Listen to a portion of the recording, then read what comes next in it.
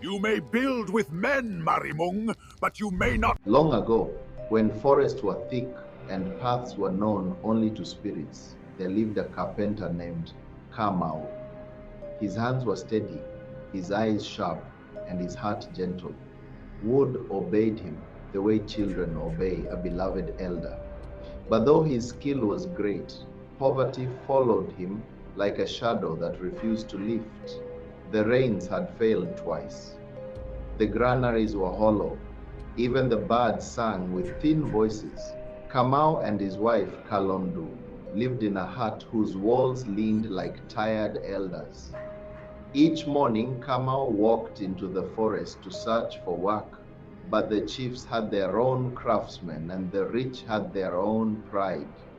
So he returned home each evening with nothing but apologies and the smell of sawdust on his clothes. One evening, as the sun bled into the horizon, Kamau wandered deeper into the forest than he ever had. Hunger pushed him forward, whispering that even danger was better than despair. That was when he heard it, a voice like stones grinding together. Carpenter. Kamau froze. The trees seemed to hold their breath. From the shadows stepped Marimũ, the ogre whose name mothers used to frighten stubborn children. His skin was the color of storm clouds, and his teeth were long enough to carve their own shadows. You build well, Marimũ said, sniffing the air. I have watched you. I have seen your hunger. Kamau's knees weakened. I seek only work. Then work you shall have, the ogre rumbled. Build me a house, a great house, a house that will make the forest bow. Kamau swallowed. And what will you give in return? Marimũ smiled, and the forest dimmed.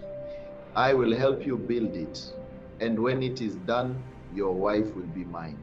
The word struck Kamau like a hammer to the chest. His breath fled, his thoughts scattered. But hunger is a cruel counselor. It whispers lies that sound like hope. And so, with a heart heavy as wet soil, Kamau agreed. The next morning, the forest shook with the sound of work.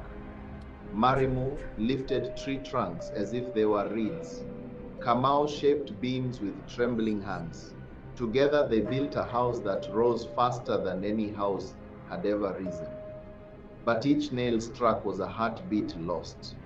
Each plank laid was a step closer to sorrow. Kalondu watched from afar, her face unreadable. She asked no questions, for she already knew the scent of bargains made in desperation. When the last roof thatch was tied, Marimũ stood tall, his shadow swallowing the doorway. Now, he said, your wife is mine. Kamau fell to his knees. Kalondu did not cry. Her eyes were like river stones, smooth, deep, ancient. That night, as Marimũ came to claim her, a small sparrow flew in through the smoke hole. It circled once, twice, then landed on Kalondu's shoulder. His voice was soft, but its words were sharp. Do not fear. I have seen the hunger of ogres and the courage of women. Let me guide you. Kalondu nodded. She took a gourd, filled it with ash, and whispered to the wind, words her grandmother had taught her, words older than the forest itself. The sparrow began to sing, not a song of joy, but a song of memory, the kind that wakes sleeping spirits.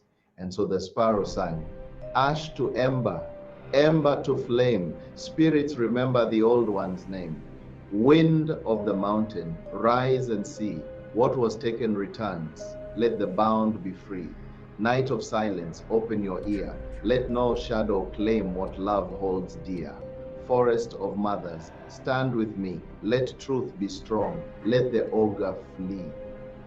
The house trembled. Marimũ stepped forward, but the ash burst into flame. The sparrow grew, wings spreading until they brushed the rafters. Its eyes glowed like embers. When it spoke, its voice was the voice of the forest. You may build with men, Marimũ, but you may not take what was never yours. The ogre roared, but the forest did not echo. His power found no purchase. His shadow shrank. And then, silence. Marimũ vanished into the dark, swallowed by the very silence he once ruled. Kamwa collapsed, tears finally finding his eyes. Kalondu placed her hand on his shoulder, not in anger, not in pity, but in strength. You built a house, she said softly. Now let us rebuild our lives. The sparrow fluttered to the doorway. Its body shrank back to its small, humble form. It looked at them once, a long, knowing look, then flew into the trees where stories sleep and spirits listen. And the forest, for the first time in many seasons, exhaled